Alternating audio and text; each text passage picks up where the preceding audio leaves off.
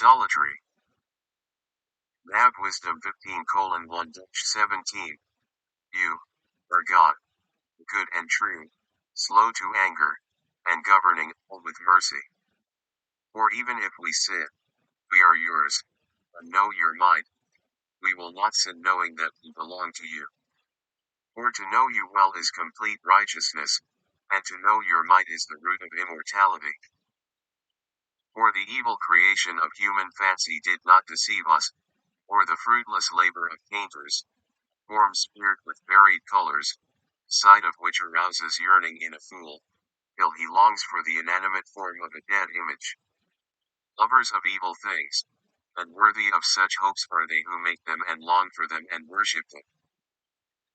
For truly the potter, laboriously working the soft earth, molds for our service each single article, both vessels that serve for clean purposes and their opposites alike. As to what shall be the use of each vessel of either class, the worker in clay is the judge. And with misspent toil he molds a meaningless God from the self-same clay, who he himself shortly before was made from the earth, and after a little, is to go whence he was taken, when the life that was lent him is demanded back. But his concern is not that he is to die, nor that his span of life is brief. Rather, he vies with goldsmiths and silversmiths and emulates molders of bronze and takes pride in modeling counterfeits. Ashes his heart is. More worthless than earth is his hope, and more ignoble than clay his life, because he knew not the one who fashioned him, and breathed into him a quickening soul, and infused a vital spirit. Instead, he esteemed our life a plaything, and our span of life a holiday for gain. For one must, says he, make profit every way, be it even out of evil. For this man more than any knows that he is sinning, when out of earth and stuff he creates fragile vessels and idols alike. All quite senseless, worse than childish in mind, are the enemies of your people who enslave them. For they esteemed all the idols of the nations gods, which have no use of the eyes for vision, or nostrils to snuff the air, or ears to hear, nor finger on their hands for feeling.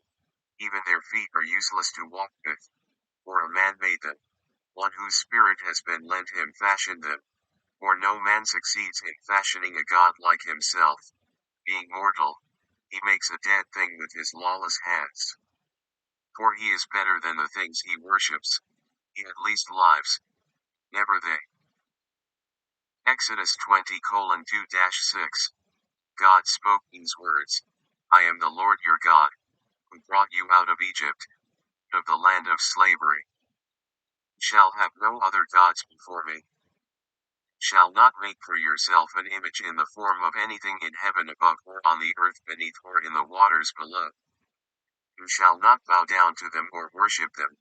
For I, the Lord your God, am a jealous God, punishing the children for the sin of the parents to the third and fourth generation of those who hate me, but showing love to 1,000 generations of those who love me and keep my commandments. If your God is transcendent, then you are an idolater. If your God is not all things, then your God is fragmentary, and you have divided and minimized God into something finite and therefore idolatrous, that you cannot become one with our love completely. If your God is transcendent, you are spiritually lost and or spiritually ill. If your God is transcendent, you cannot love God with all your faculties. Worship of transcendent Jesus as God is probably the primary reason the Catholic, and other belief systems, religions, and Christians, hierarchy and most of their followers, worship idols, statues, and other iconography of crosses, Mary, angels, saints, Jesus, and God. Humans gravitate towards seeking and worshiping a leader, king, Saul, David, Solomon, etc. Transcendency is mentally and emotionally idolatrous and leads to the use and worship of physical idols.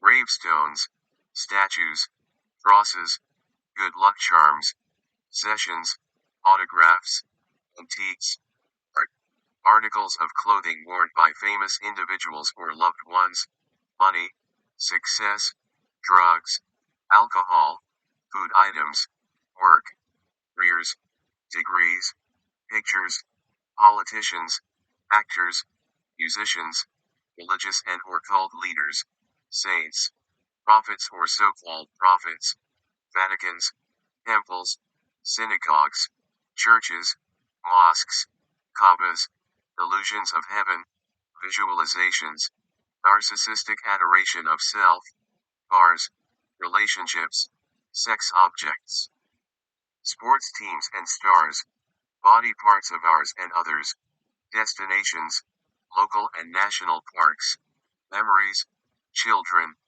parents, friends, enemies, favorite plants and animals in general, gardens and pets specifically, philosophies, ideas, beliefs, goals, religions, books, words, stars, planets, constellations, cities, states, nations, continents, imaginary/transcendent gods, goddesses, creatures, etc., etc., or can be idols to many people.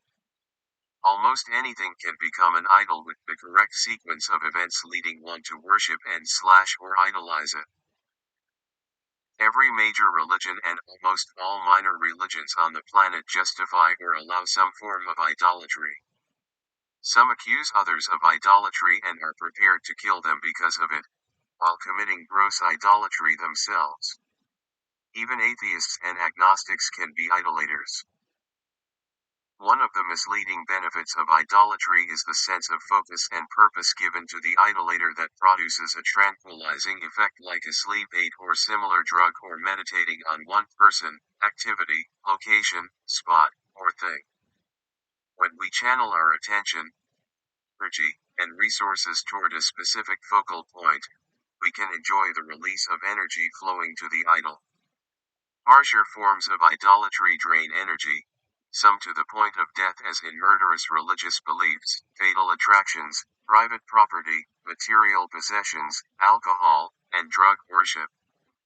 In either extreme, a narrow focus will cause mental, emotional, and spiritual disturbances much of the time such as jealousy, fear, greed, envy, abandonment, hatred, violence, disillusionment, chronic discontent, emptiness, depression, frustration, confinement, false pride, obsession, lack of fulfillment, hopelessness, repression, denial, slavery, and dependency. Idolatry can be a form of fearful or wishful clinging to something focused and tangible because the omniverse/God has been too mysterious until now. Not knowing that harmonious loving union with all is the richest, most satisfying human condition for the individual and those around them.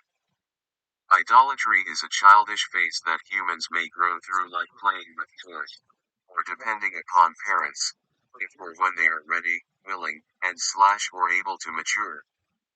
Loving God omniversally is the only way to avoid idolatry.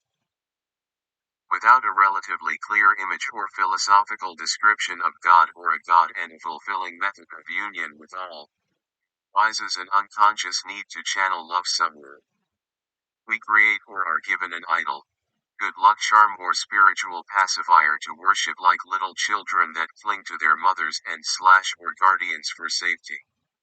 Some cling beyond adulthood without maturing much beyond this stage throughout their lifetime. Parents can also cling to their children in idolatrous ways that stunt their development. Concerted mass idolatry.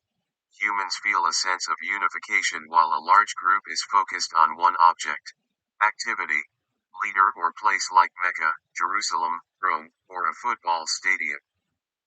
Comfort in a herd or tribe is a primitive instinct that gives some form of fulfillment in mass worship or becoming one with all around us. Faith, belief, prayer, and/or creative visualization are the real magical elements of most worship that can produce change whether what is worshipped is real or false. Placebo effect. Human-made objects can be given or imagined having all the natural and supernatural powers of nature while appearing to be confident, serene, wise, fearless, and flawless. When something happens while in the presence of an idol due to faith, belief, prayer, and or creative visualization, individual or group thinks that the idol was responsible. When that which is prayed for or visualized does not happen, then the responsibility falls back on the worshipper, or not performing the correct type or quantity of rituals or sacrifices. Worshippers appear not clear enough in their vision or supplying enough attention, time, and or energy to their vision, or sacrifices escalated up to murderous bloody human sacrifices. This limited idolatry will change with the awareness of the atomically charged omniversal energy or spirit of God as the scientifically proven source and sustainer of all life, along with our awareness of our inherent desire for harmonious loving union with all. Faith, devotion, harmony, vision, and loving union are the true magical connectors with any limited creative processes found in narrowly focused forms of idolatry. Since atomically charged energy or God's Spirit is omnipresent or omniversal, then all artifacts, antiques, statues, paintings, blackstones, temples, synagogues, churches, mosques, Kaabas, Vaticans, shrouds, holy grails, true crosses, burial sites, let the dead bury their dead, crucifixes, images, Jerusalem, Mecca, gold, silver, diamonds, dollar bills, Abbott's feet, etc., are tiny parts of a greater whole. Omniversal atomically charged energy or the Spirit of God is in these idols. Worship of them is spiritually incomplete and unhealthy. These idolatrous objects should not be treated any more reverently than other objects. How can we make judgments as to which part of our Creator's omniversal energy or spirit is more valuable as an idol to love and worship than any other part of the omniverse? An idolatrously worshipped sense, not in a functional sense. Worship of the idols of gold bullion in Fort Knox, that are guarded with a kill or be killed military presence, is a deadly form of idolatry, as is most human treasure throughout the planet. Bhagavad Gita 6:8-9.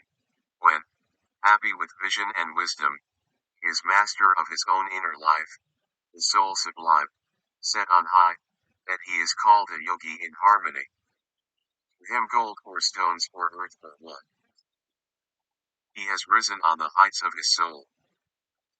As he beholds relatives, companions, and friends, those impartial or indifferent or who he sees them all with the same inner peace. There is no need to create an idol when we can see and love our Creator in all things. Reverence and love for God's Spirit in all things is enlightened worship. We will eliminate much religious foolishness, arguments, bloodshed caused by clinging to imaginary and legitimate historical sites observed because someone slept, walked, lived, or spoke there. Either Jesus, Moses, Abraham's, Krishna's, Buddha's, Lao Tzu's, Muhammad's, Confucius, Ram's, Zoroaster's, or etc's tomb, image, name, building, statue, cross, footsteps, blood, death, biography, house, birthplace, shroud, walking stick, journey, etc. are their message. Neither the artifacts nor the historical sites are the message. These objects and rituals hinder man's spiritual evolution. They are religious playthings or obstacles for the spiritually or psychologically childish or ignorant. History has limited usefulness beyond the practical. Out of the uncountable people, places, things, and events created or that lived in the past, there are relatively few artifacts, experiences, stories, or theories from or about them that have legitimate value for present living. These idols interfere with living in the present like a weight tied to a person trying to stay afloat or in many cases drowning in deep water. Worshipping God in spirit is worshipping God's atomically charged omniversal and eternal spirit in all things including enemies, not some things with the exclusion of almost all the rest of God's omniversal spirit. This is a spiritual error that most humans are suffering from in some form or another. This is like singling out the toenail of a child and only giving it love and attention. Child in this theoretical situation would suffer greatly and cry loudly all the time. Parent would be deprived of the expansiveness and fulfillment of omniversal love also. The nation only paid attention to and gave most of its resources to one city or certain individuals or one race. This is the case in many places around the earth, while the rest of the nation were deprived. How long would you guess that this nation would remain a nation without revolt or serious decline followed by collapse? Many historical governments have come and gone due to these self-centered policies. Harmonious loving union with God, the omniverse appears to be the highest form of worship. The ill effects of idolatry can show themselves in relationships, addictions, hobbies, sports, entertainment, and other obsessions. Whenever we channel all or most of our love and attention into or on any one person, place, thing, or activity, there will to be mental, emotional, and spiritual disturbances and often physical symptoms. Let us not corral life into limits.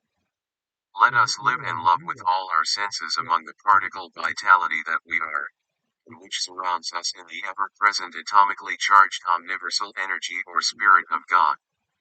Authentically rich and deep freedom awaits our immersion into love with all and all with us. Atomic human potential. We are always composed of and surrounded by atomic particles that are, according to science, said to have tremendous amounts of potential energy that is capable of moving mountains, atomic explosions. Jesus says that loving unification with God coupled with faith can move mountains. The existence of this omniversal atomic energy or spirit of God brings into awareness the limited thinking and activities that general humanity is often confined. Some humans think outside the confines of public opinion and the limitations of human belief but not too far out for fear of an actual chastisement by their peers and the general population and/or our own public opinion conditioned conscience. Our straying from the imaginary boundaries of what is commonly thought possible is also limited by our own conditioned fears and doubt. If we do have the energy available to us that is claimed, and there is no reason to doubt this, then our potential is practically unlimited or limited only by possibly the laws of nature, and our understandings, faith, belief, imaginations, and participation. Not everyone is telling the truth who claims to have the power to heal, red minds, humans, animals, and even plants, have awareness of past and future lives, see and predict the future, visit other worlds or dimensions, lift or move objects from a distance, perform supernatural physical feats, channel spirits, return from death, etc. The potential for these activities, senses, powers, and much more exists in the atomically charged omniversal energy or spirit of God. The mysterious world of atomic energy that we are and are part of.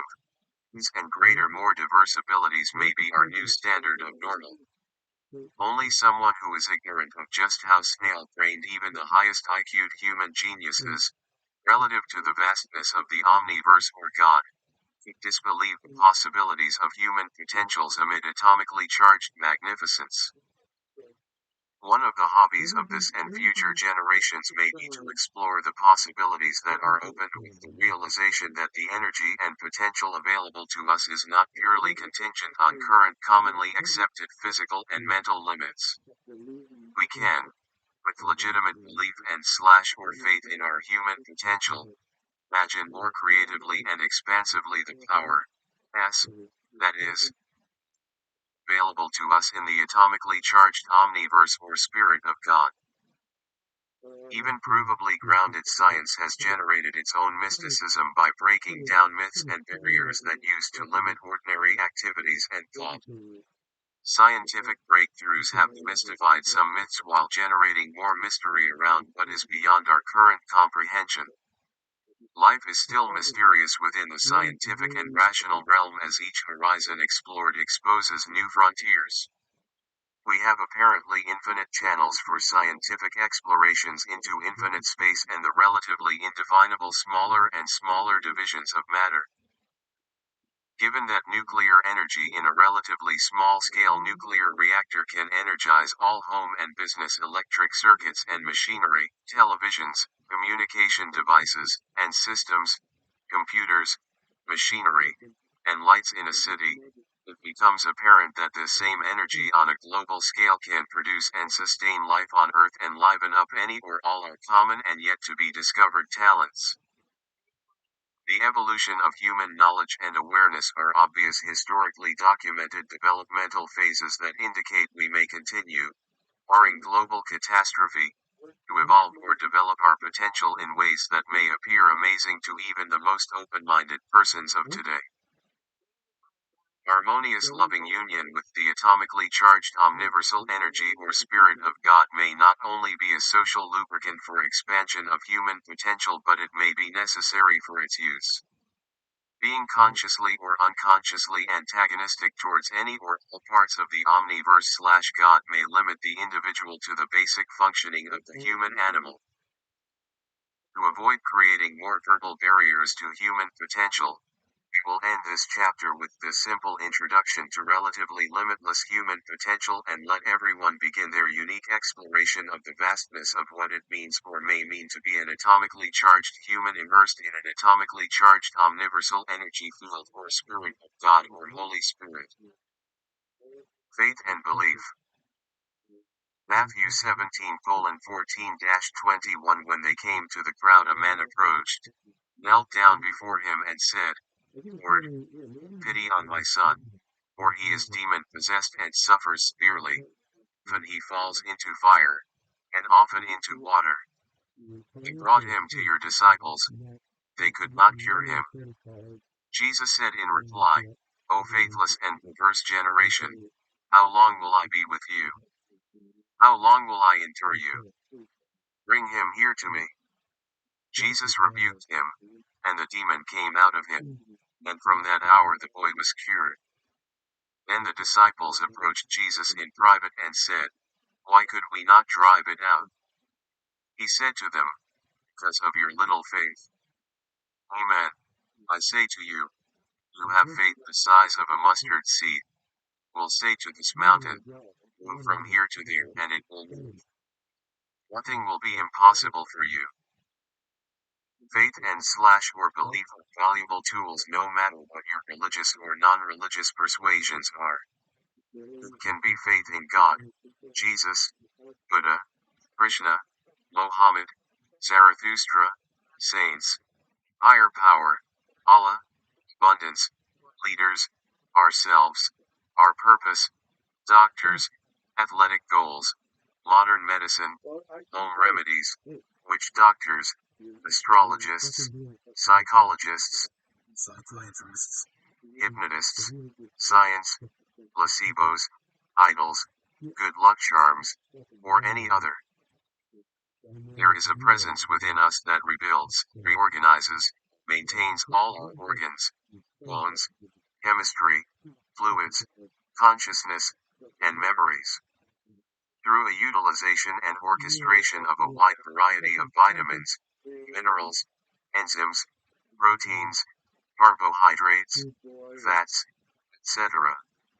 It apparently knew how to build them at conception and knows how to maintain them now until the human physical battery wears out. It is said that the entire particle composition of the human body will be completely replaced every 1 to 10 years depending on the information source.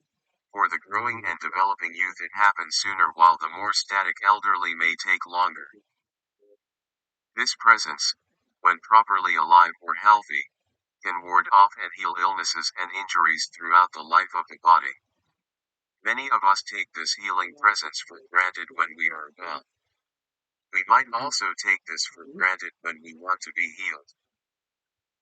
Faith in this process is important for relieving additional stresses on an already stressful condition. Belief is a primary contributor to the placebo effect. Hypochondria, illness anxiety disorder, somatic symptom disorder, or sincerely and fearfully doubting the body's ability to heal itself adds stress that can have the opposite effect by contributing to weakening the body's natural defenses and leave it open to disease while fulfilling the fear. At some level, the miraculous may have a scientific or rational explanation.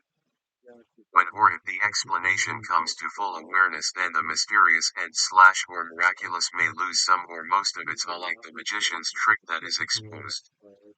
There is still plenty of mystery available to keep us from falling asleep. To the possible dismay of atheists, we can continue to explain the unknown as miraculous until there is an explanation. Time-lapse video photography used on the healing of a wound make the healing process appear to be miraculous. We would watch normal flesh being cut, bleeding, drying, scabbing, tearing, healing, returning to what looks like the original skin formation with the possibility of scar tissue in some cases. In this healing process, we see the persistence of the genetic code or God-given design for the human, plant, or animal involved in the filming, continuously trying to keep the living thing as it was, or is meant to be.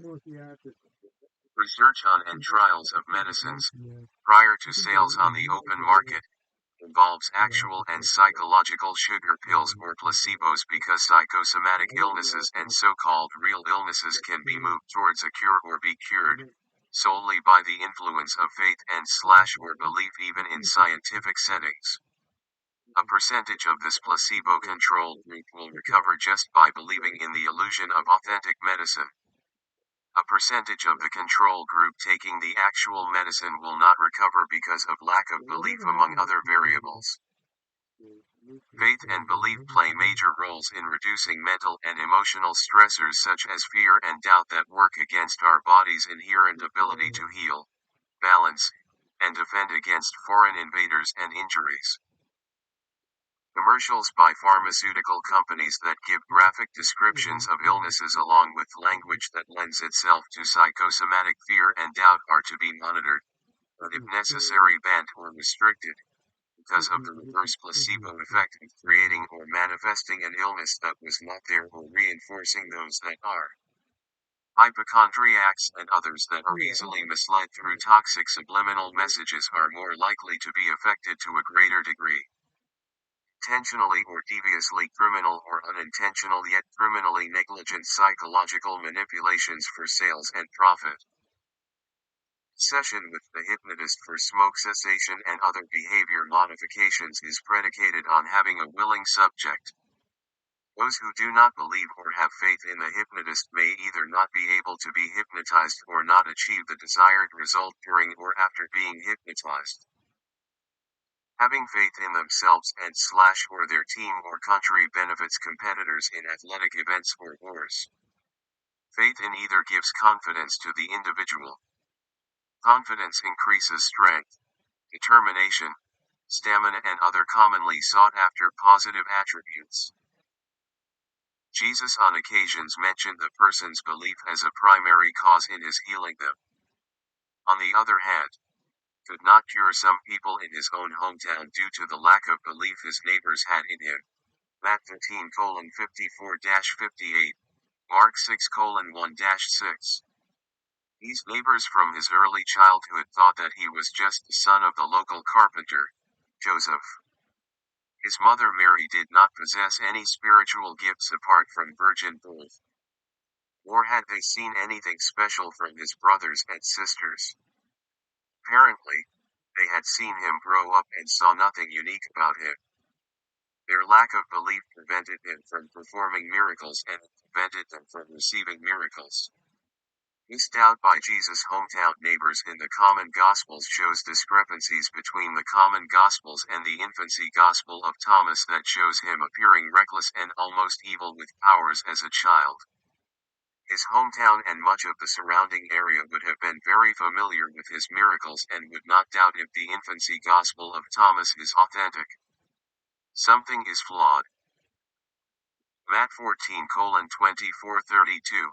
Meanwhile the boat, already a few miles offshore, was being tossed about by the waves, for the wind was against it. During the fourth watch of the night, Jesus came toward the disciples, walking on the sea. When the disciples saw him walking on the sea they were terrified. "It is a ghost," they said, and they cried out in fear. At once Jesus spoke to them, "Take courage, it is I, do not be afraid." Peter said to him in reply, "Lord, if it is you, command me to come to you on the water." He said, "Come." Peter got out of the boat and began to walk on the water toward Jesus. But when he saw how strong the wind was he became frightened, and, beginning to sink, he cried out, "Lord, save me." Immediately Jesus stretched out his hand and caught him, and said to him, "O you of little faith, why did you doubt?"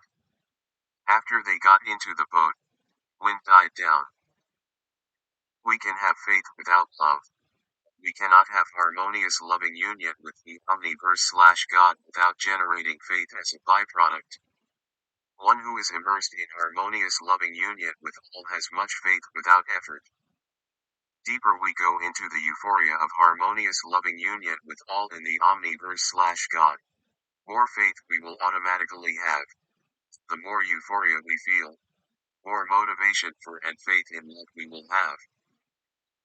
Even irrational or false beliefs in life and its unanswerable questions can pacify the inquiring or doubting mind enough for an individual to turn/return their attention to fulfilling their instinctive drive for harmony. Blissful ignorance is often sought and maintained for its simplicity and immediate effect. There are many things that knowing, not knowing, or falsely believing will have no effect on a person's ability to harmonize with their instinctive drive and satisfaction of harmony and love. Media-driven social engineering, propaganda, hysteria, and hypochondria are some things that are not known or. We are also limited by what we think is possible. With the amount of atomically charged spiritual energy available in us and around us, miracles could be commonplace. This rich field of atomically charged energy that we are and are one with, we may be able to do many of the things that few believe possible as in heal the sick, heal ourselves, walk on water, leap tall buildings in a single bound, send and receive messages telepathically, create as our Creator creates, live forever, and many additional possibilities that may only be limited by our own imaginations, faith, and/or belief. The frontier of the mysterious or miraculous is a wide-open dimension with much current and future potential. Loving all, with all, in the omniverse or God immerses us into the deepest faith possible. Prayer/creative visualization. Prayer for the religious or visualization for the rationalist is a means to communicate with the omniverse/God.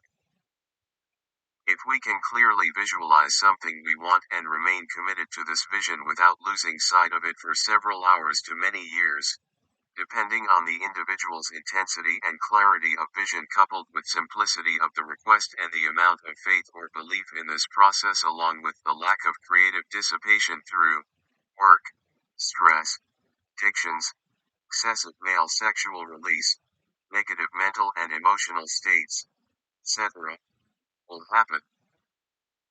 What we want from this connection is not always a good thing for us.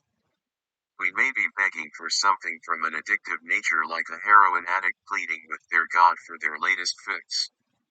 Sometimes we can invite disaster by wanting things that are not good for us. When we get something we ask for, it turns into some version of hell. This is a sign that we did not really know what we wanted or that we did not include all the details in the vision that we needed for a proper individualized fit. Be careful what you visualize/pray for, but try it. Works. Even if you get something that you wanted but end up regretting it, will have learned that you have an amazing connection and creative ability with the ever-present atomically charged omniversal energy/spirit of God. Forgiveness. Luke 7:36-50.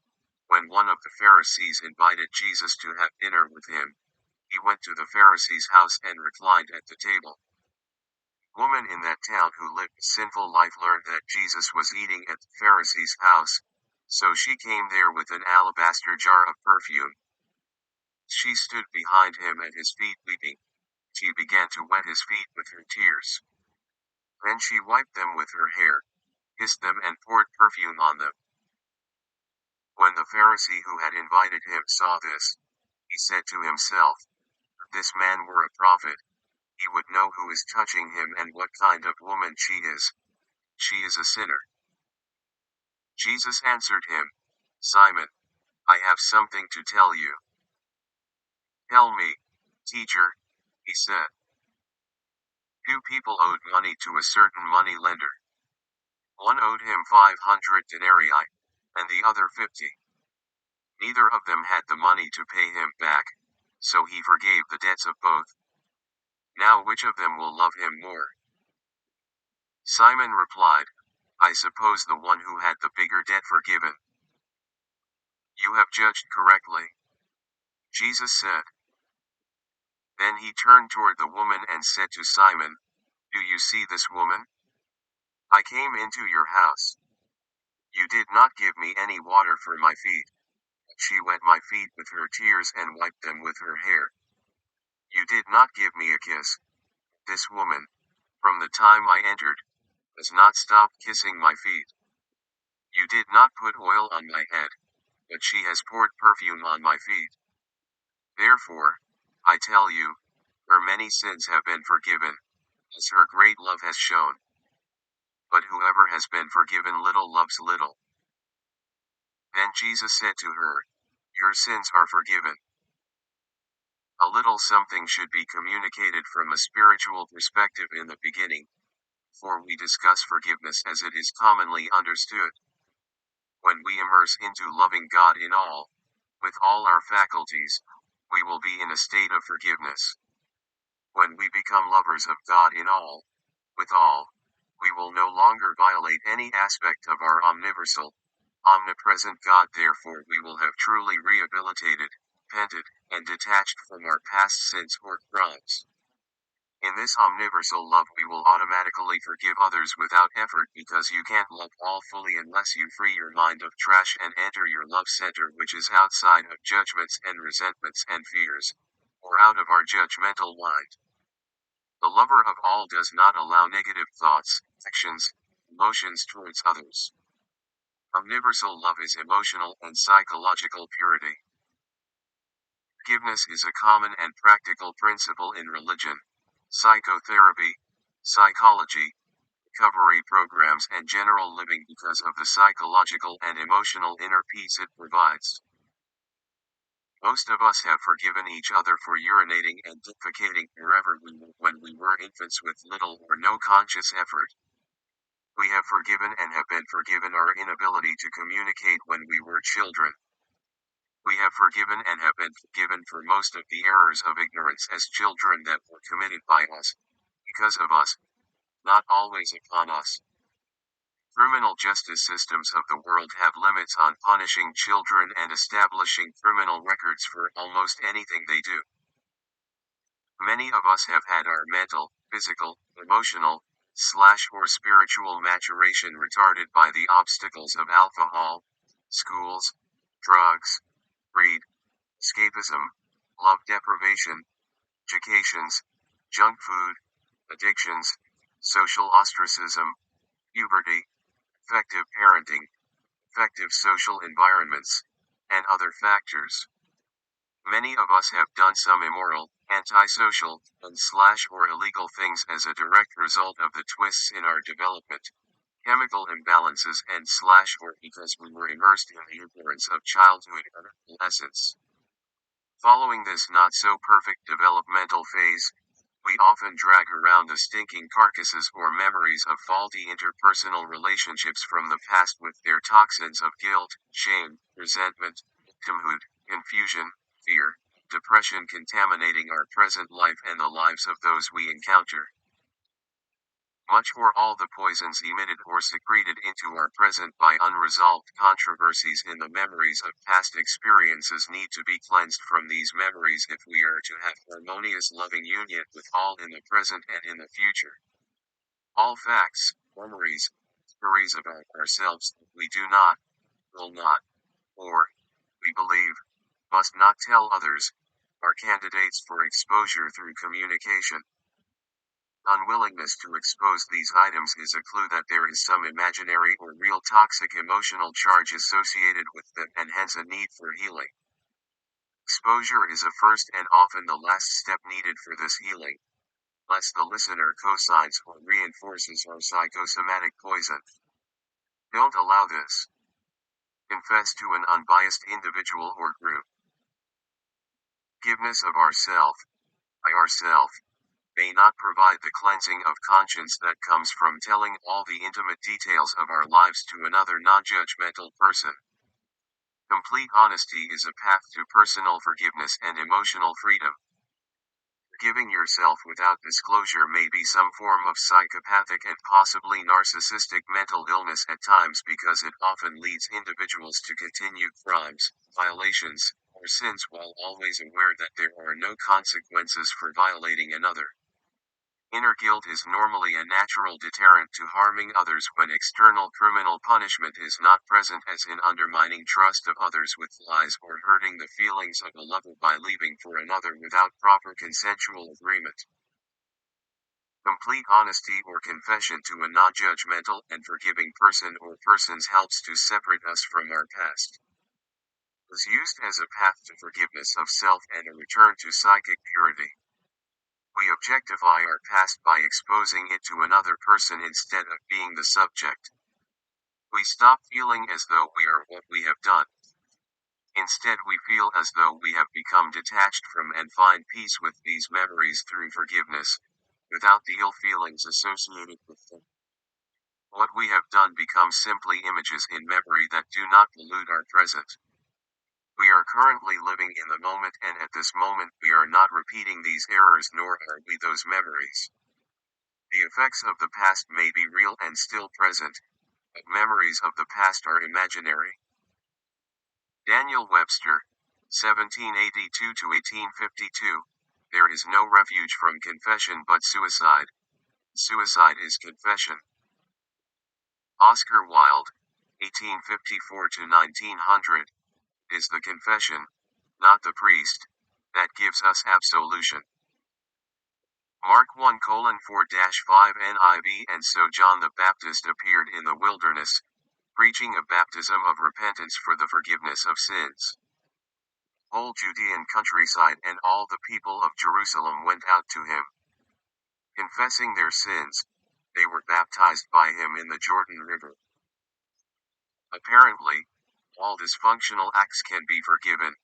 Lying, cheating, stealing, socially unacceptable sexual acts with people, places, creatures, or things, violence, traffic infractions, etc., etc., no matter how outrageous, perverse, or criminal, especially if they are not going to be repeated either through forced or self-induced obedience.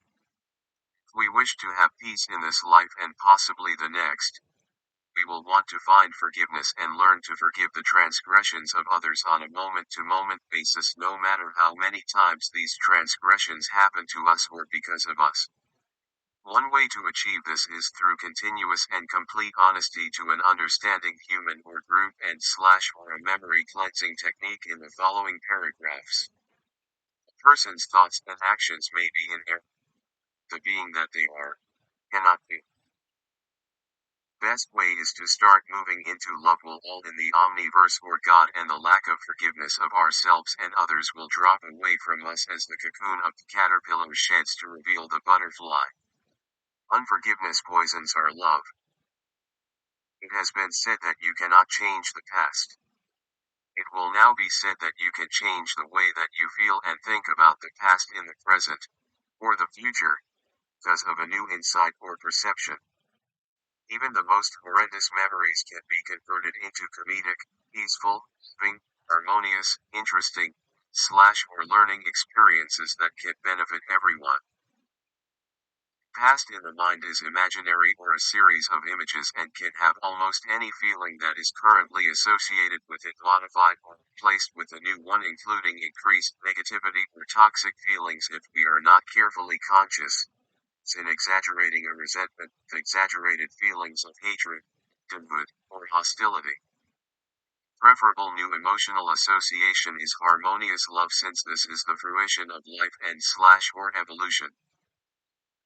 Conscious experiments and unconscious psychotherapy sessions have planted memories of victimhood in the minds of subjects, which in turn generates real negative responses and real negative chemistry in these subjects. If we can generate some peaceful time to relax and get connected with love, through intimate awareness of the euphoric feeling found in peaceful, consciously felt breathing, we can use this present sense of love and peace to heal the now imaginary wounds associated with a lack of forgiveness in the past. While in this loving and peaceful place, we can return to the imaginary memory of the violation and envision ourselves in this memory with the current love and peace we are feeling in the present. We view the imaginary toxic memory with love, acceptance, forgiveness. In this way we can replace the negative emotions currently associated with the images in our memory with new ones such as love, understanding, compassion, acceptance, and forgiveness. We then heal the conflict of the mind or spirit within, one imaginary memory at a time, until there is primarily peace and love associated with any imaginary memory of the past. From this point onward in our lives we will feel love and acceptance whenever each emotionally reassociated imaginary memory comes into the view of consciousness. The old associated negatively toxic feeling returns in the memory. Repeat the process until it no longer does. Both parties will be released from the bondage of non-forgiveness and the ill feelings associated with this bondage. Love in the present is limited by lack of forgiveness in the imaginary past and fear of the imaginary future. We may benefit from sharing this experience with a loving and understanding friend, therapist, or group while we are making the alterations in emotional associations. May also be beneficial to have both parties involved with the toxic memory working for the same goal, one to forgive and the other to accept forgiveness through mutually compassionate communications. Many psychological and emotional illnesses are being treated successfully using spiritual/psychological principles to create inner peace. These principles work whether from Jesus, Krishna, Buddha, or Bill Wilson, Freud, and Jung.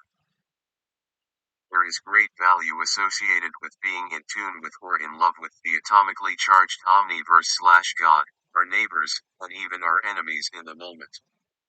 We can learn to increase the quality of interaction with the present, which is often associated with reality, so that the present is the best place to be. Energy is so rich around us and we appear to be unaware, unaffected, and uninspired by it. We willfully drain or appear to be forced into draining our higher-minded spiritual energy or atomically charged energy awareness away through faulty thoughts and actions. It is interesting that while the magnificence of an atomically charged infinite omniversal energy or spirit is always present inside and outside of an individual, emptiness can, at times, be the only thing that is felt and thought of. One is real and the other imaginary. Violation of spiritual, psychological, and physical laws does not help the situation, while agreement with them does. When being fully aware, accepting and loving towards our intimate connection with this atomically charged omniversal spirit becomes our highest priority, then all the violations of our own spirit and those of the rest of the planet will become violations that we will no longer want to commit. Drinking excessively, excessive male sexual dissipation, harmful drugs, toxic air, faulty thinking, violence, toxic emotions, guilt, shame, anger, jealousy, fear, depression, overworking, making others overwork, noise pollution, placing production above the human. Many more negative physically, mentally, emotionally, and spiritually draining thoughts and activities will be seen clearly as obstacles. Every method and effort will be applied to harmonizing ourselves with others and the world around us. Decades, and even centuries of culturally inherited resentments or guilt, from historical word and image, flamed, documented past conflicts, with their unforgiven, imagined as unforgivable, toxic victim-victimizer relationships need to be healed and not clung to if there is any chance of there being any hope of peace on earth. All individuals should do their psychic house cleaning along with all the smaller groups of cultures or races, and then ultimately all of humanity contributes to the healing of toxins and the moving on to omniversal love of all. With all our faculties, not just some of our faculties. As an individual, a town, a nation, country, and as a planet of humans, appears to be a wise decision to make aligning ourselves with our innate desire for loving oneness with atomically charged omniversal energy/spirit our number one individual and global goal, because it already is instinctively. Becoming one with the omniverse/God in love is our inherently intuitive or unconscious goal whether we are aware of it or not. To consciously seek harmonious love with the omniverse or God as our highest priority, which is the same goal as our innate naturally instinctive highest priority, is a magnificent collaboration of our conscious with the unconscious. Most of, if not all, our human-made social ills, wars, the kaleidoscopic myriad of totalitarian laws that are now considered needed because non-loving humans violate each other, will fade. Innate natural and/or spiritual law will rule from within the individual. Dysfunctional humans punishing other dysfunctional humans as in current punitive systems.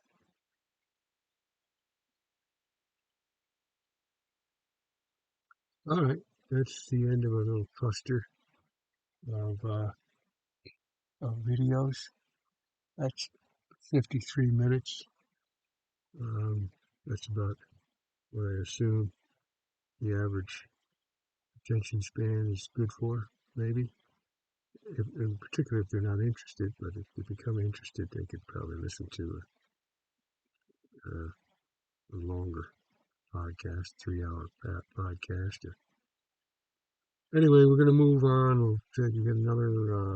The next video will include this limits of individual spiritual evolution.